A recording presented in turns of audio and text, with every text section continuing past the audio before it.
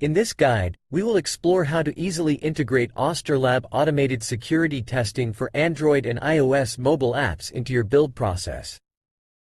Click on the app you want to create a configuration for. Navigate to Settings. Click on the Edit icon on App API Tokens. Select the New API Token button.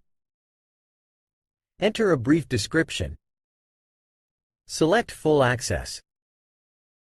Click on Add New API Token button.